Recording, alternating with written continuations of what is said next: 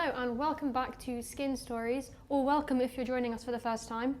I'll tell you a little bit about Skin Stories if you are joining us for the first time, which is today we have got groups of different people here who have had different sort of struggles with their skin, and the point is to make people feel a little bit less alone, because we all have these kind of struggles, whether or not we're having them now, but we probably will have them at some point. And so it's really important that we can share these stories and learn a little bit about the different issues that affect different people. And also to realise that all skin is different and all people are different, and it doesn't really make sense that we're existing in this way with this idea of perfect skin. So we have Lou here who's going to be speaking to us. This session is called Leave My Skin Alone, and Lou is going to talk to that. So I'm going to let you introduce yourself, Lou, and then I think you have some slides, so go for it. Hi, I'm Lou. I am the creator of the movement #FreeThePimple because I was an acne sufferer, and exactly what you said, perfect skin doesn't exist, and unfortunately that's a lot of what we're kind of portrayed to we need to have in the media and what we see, and flawless skin and edited images, and I didn't see anyone with skin like me, so I decided to show my skin and create a whole movement. As you said, I will kind of talk a bit more about it, and I think I always start at the beginning. So I was a model from a very young age. So I was a model from the age of 10 to 16, and of course an industry like that is very much image focused, and it's also very edited, especially at the time that I was a model, because it was over 10 years ago, when it was very much filtered, perfect skin, and at the time I actually had very clear skin, but they still edited me, which is not very good, it's very damaging. And then this happened, if we go to the next slide. This is obviously a very different picture to what you saw in the last one. So I started developing acne when I was 16 years old.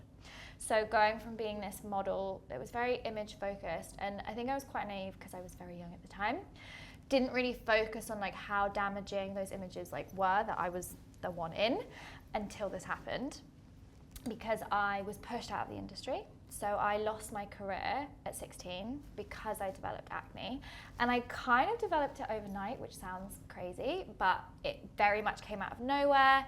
And I was told that it was a little bit later on in the teenage years than a lot of people develop acne, because a lot of people develop it from the age of even like 12. So going from like porcelain skin to this was like a very dramatic change for me, and of course like completely changed my life and affected me. Can I ask how it was communicated to you in like the industry that like this was not acceptable and that you know, your career was over? I literally had agencies telling me, can you go away and clear your skin in a week and come back? And I was 16 and I had no idea what to use on my face. And again, it was at a time where social media wasn't like what it is now, so there wasn't much education, it was just Google. And I saw you talking about this earlier in one of the lives, the random things when you Google like turmeric, all this stuff. I literally would do that. I turned my face yellow. So I used turmeric and turned my face yellow for like 3 days. And that was kind of the only navigation I had to try and help it. And obviously I can't clear my skin in a week, unfortunately. And because I couldn't do it, I lost my career. Wow, yeah, and that must have been very, very challenging. Especially at 16, you're trying to find yourself, you're trying to understand who you are, you're trying to meet new people, mingle, socialise, do education still. And I kind of went into a whole different person, like being really super confident and like happy to speak to anybody, being on shoots, etc. I literally went into a shell and completely changed as a person, because society didn't really like tell me that this was like acceptable and that I couldn't have skin like this. So I felt very, very alone. But again, if you go to the next slide, I have some like things that I always find super interesting, which now, as you said, it's really nice for people to know that like they're not alone, because 80% of people in their life will suffer with their skin, which I always found so crazy, because you don't see people with like acne in the public eye or things like that, because it's like hidden, but people are definitely suffering with it. It's just completely like filtered. And like 11% of UK adults are currently suffering with their skin, which is another myth that always helps me, because I was like, well, I was told that I should have developed acne at a younger age, but that's crazy because you can develop it at any age. There's no like right or wrong. You're not doing anything to yourself to be like, oh, you suddenly get it when you're like an adult. It exists, and we should kind of like speak more about it. And then as well, it just shows how many people are suffering, because NHS is like spent 222 million on treatments for acne last year. So people are there suffering with it, and I'm always like, why is no one showing it? Right.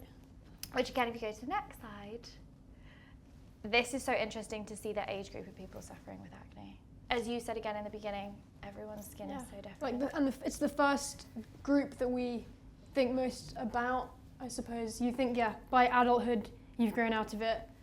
And it must be that, well, these people aren't represented in the things that we're looking at, but also I guess it could also be, you know, our friends have it, but they cover up with makeup, or maybe they don't go to, you know, someone says, I'm not feeling well, I'm not coming, and you think, okay, fine, but actually that weekend they've been battling some acne flare-up, and by the time you see them again, it's gone.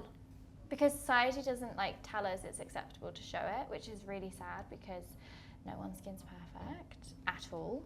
And then that's why I created, go to the next slide. So that's what I said. So I created FreeThePimple in 2017. This was the first image I posted, which I don't even think is that bad compared to what I slowly then did post. But I had got to the point, as you said, where I didn't go out, I didn't see friends, I was like at university and I didn't want to go to like my education, and I kind of hit like serious rock bottom, and I guess there's no way else to go than up. So I thought, okay, social media, everyone's using it. It was around the time of like body positivity, which was so amazing, but skin still wasn't shown within that sphere of like, there was models of different ages, different sizes, different heights, different ethnicities, but there still wasn't like real skin. So I was like hoping one person would be able to relate to me. And then that's why I use a hashtag, because it can be reached everywhere. And then I was literally like on ID magazine, which is crazy, with my acne, and I got to be able to write my manifesto of my skin. And then literally since then, if you go to the next slide, I literally kind of blew up overnight and I was everywhere. And how did it, like, you didn't expect this, how did it feel, I suppose, realising that you had spoken and a sort of community formed then, right? Because then people were posting their own stories and using the hashtag. How did it feel, that moment where I suppose you probably felt less alone, but knowing kind of like Nick, who I didn't introduce at the beginning. If you don't know, Nick is the founder of 47 Skin.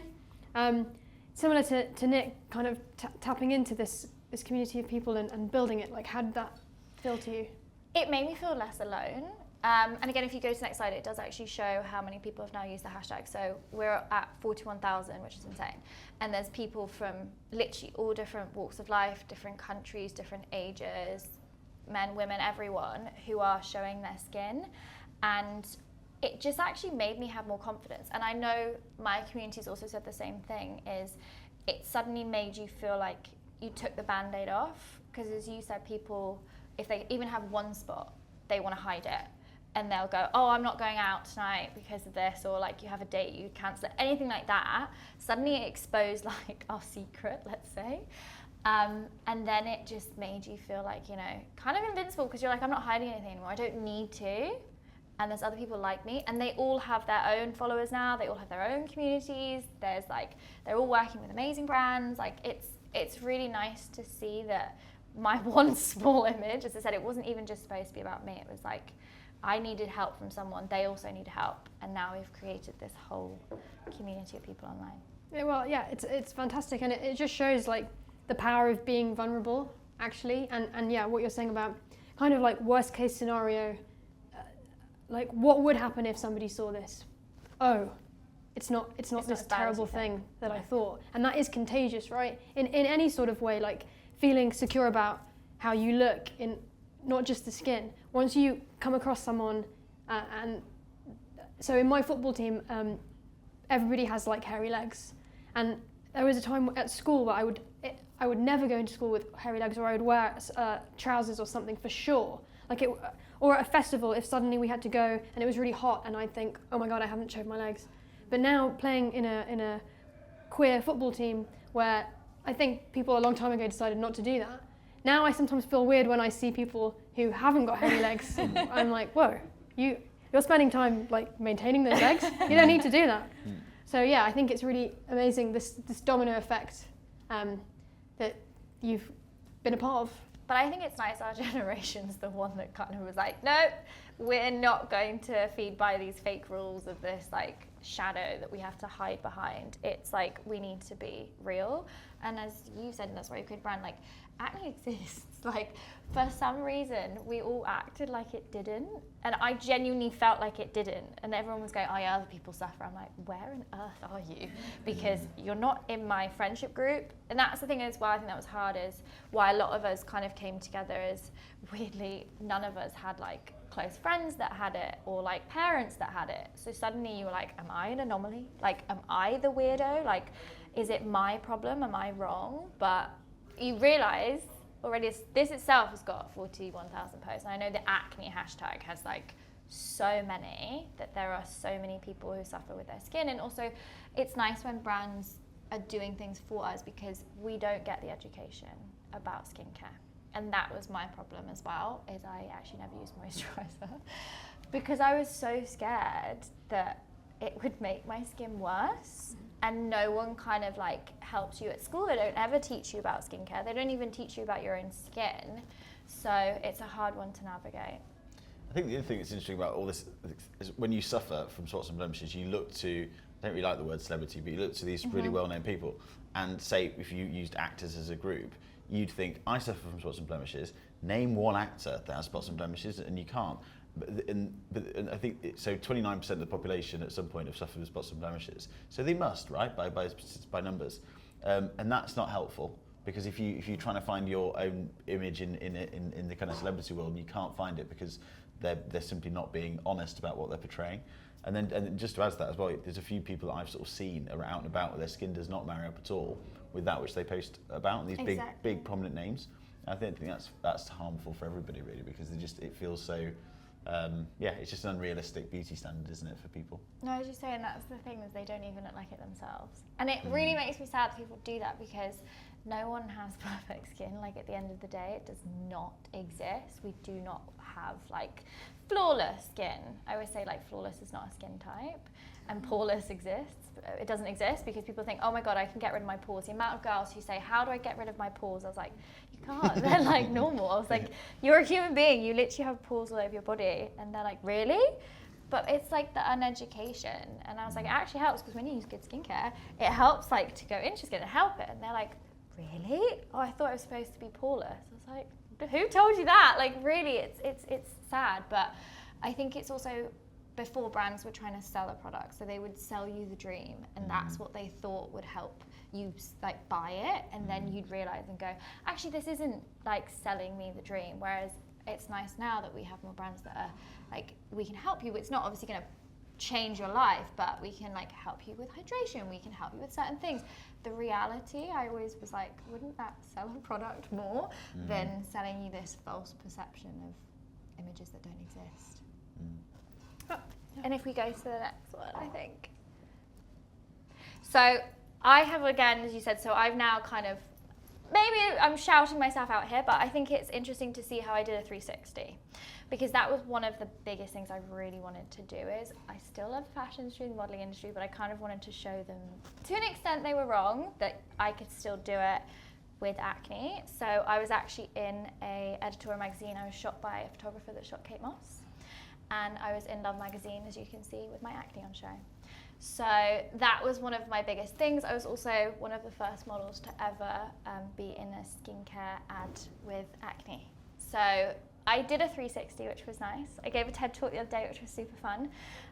So it does show that you can kind of accomplish anything, no matter what your skin looks like as well. And I think that's what I want people to know, is don't let your skin like take over your life or your mind. It matters to an extent, but it can't matter that much for you to stop living or achieving things.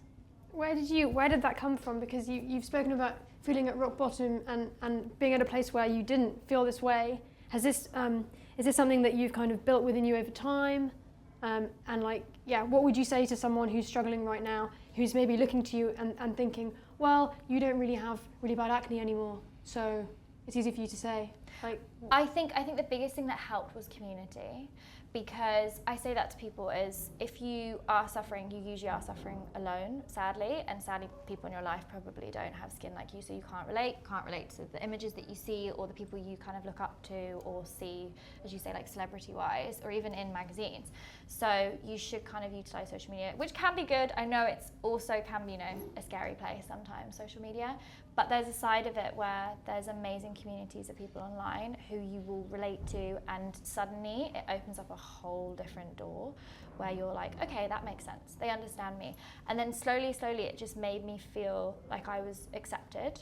Even if I wasn't accepted everywhere, I had acceptance somewhere, and I was just happy to kind of share my skin with everybody. But also, as you said about me not having acne, I think it's on the next slide as well, that I speak about what I did. So the reason why I put this is because the intenseness of what I also want to show is acne isn't just about the way your skin looks. And I think everybody said that to me, because I'd got to the point where I was so happy to show my skin with acne. Like literally I would go out, I would go grab coffee, I would do everything.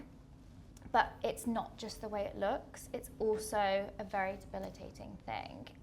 Unless you have it, a lot of people are ignorant to it, that it actually really hurts.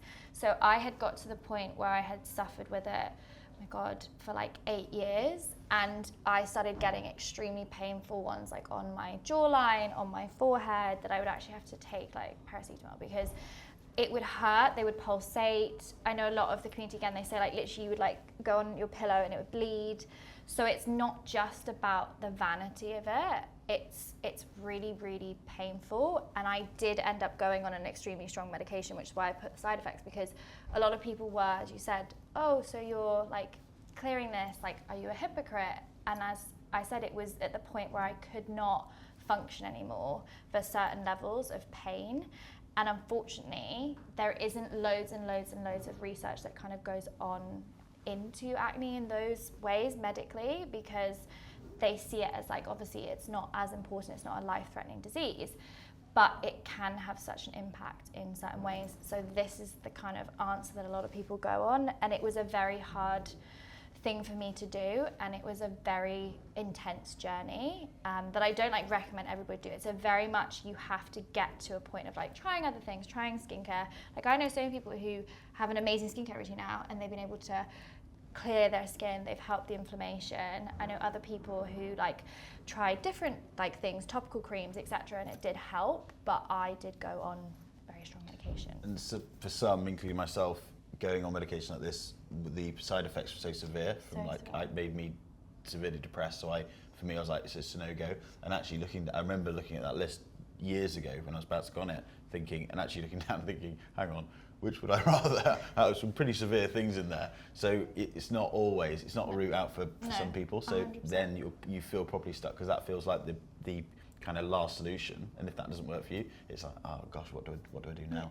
It's true. And I also think there should be more education around this, is one thing that I advocate for, because we don't know a lot about this. And again, I'm lucky because I've been able to speak to skin specialists and talk to so many people within an industry that you don't get. So that's another part that I do, because I know a lot of the acne community does want to go on it or does end up, and I'm very like, honestly, I will message people meticulously about like, how are you feeling?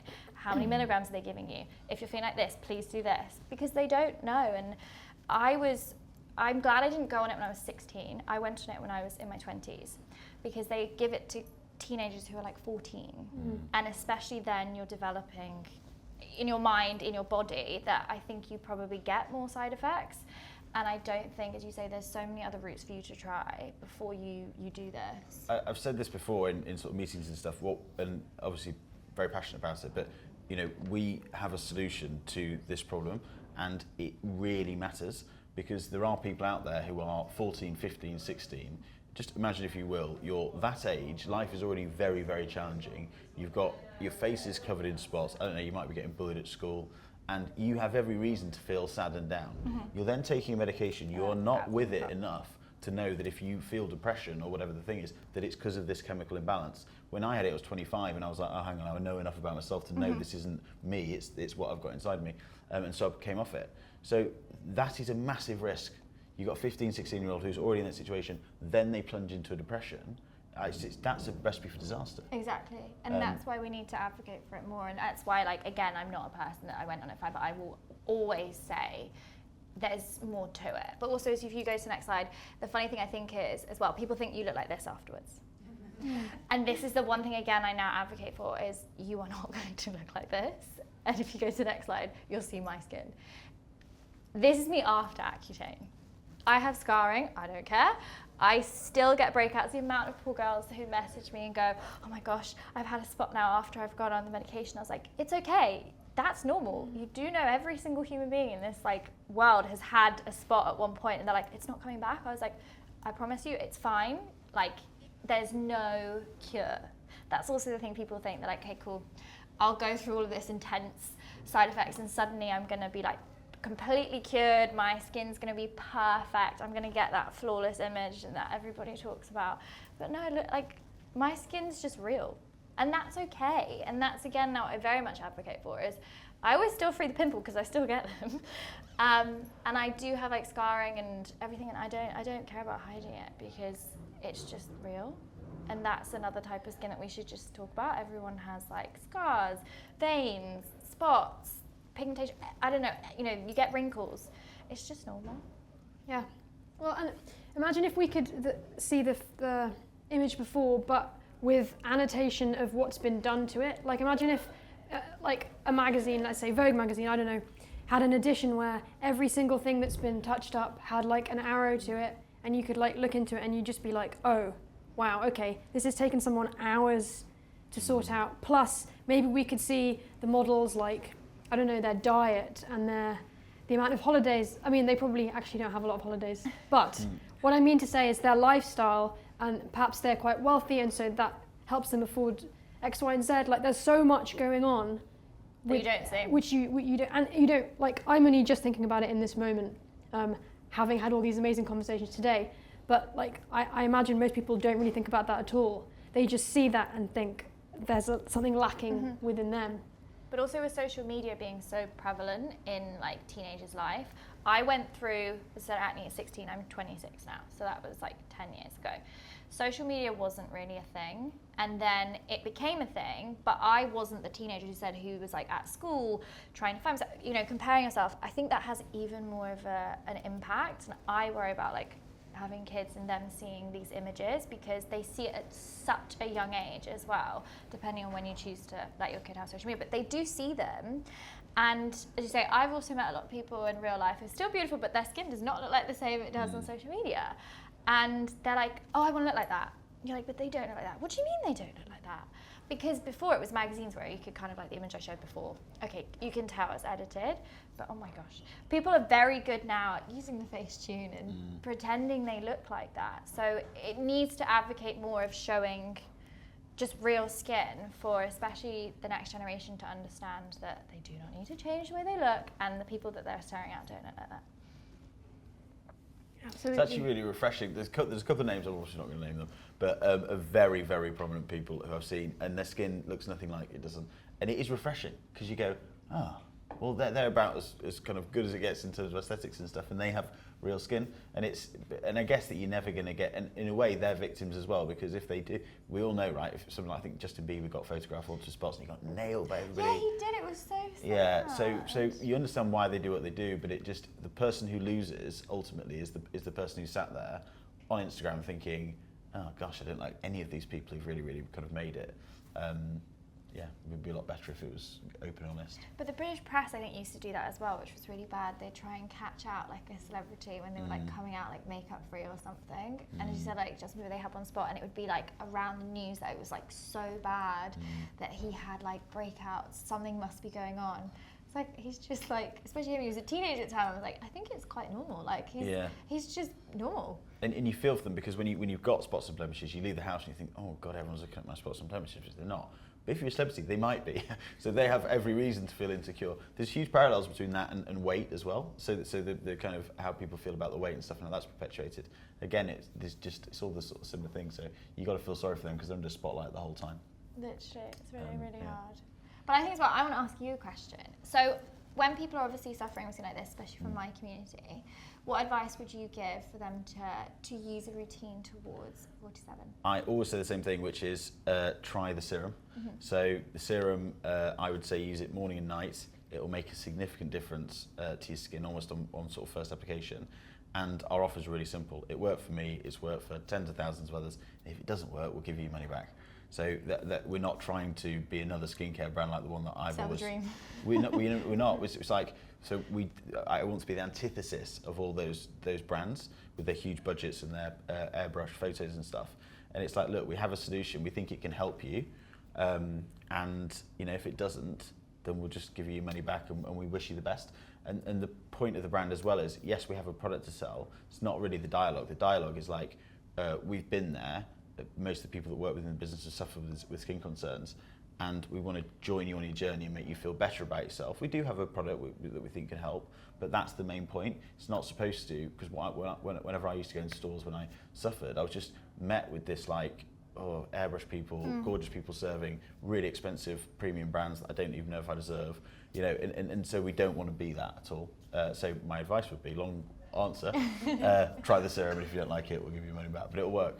But it's true, said. I think the image always I talk about when I was younger about what I could choose skincare wise, which is why I didn't use it and I was too scared, is you remember the ads when it would be like them washing their face and their skin would be like perfectly clear and they'd be like, use this like acne product, and I'm like, where's the acne? Is that my end or is that the beginning? I'm confused. And of course you still buy it because that was like all that was on to offer, and I think it actually made my skin worse. It's like going to see a personal trainer and going, yay, and showing you a picture of a person with an 8-pack. It's like, I'm never going to get there. So that doesn't feel great. It feels like achievable. This is completely bonkers. I may as well just leave. So yeah, and to your point about your skin being success and not the airbrushed is absolutely the right point, because to somebody who's suffering with their skin, they might only want to get here.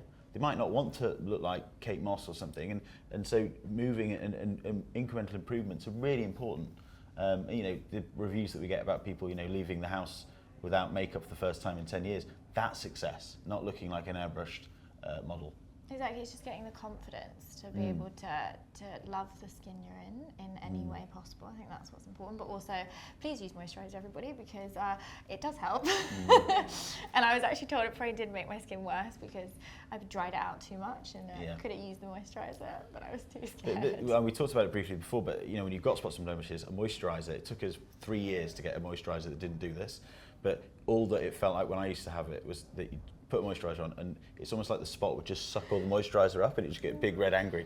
So the serum actually has all the benefits of moisturiser, so it'll do that, because the challenge is you've got spots and blemishes, you think the last thing I want to do is use a moisturiser, you then get dehydrated skin as well, so it's somehow red, angry and dehydrated, and you've got all the kind of challenges together. So yeah.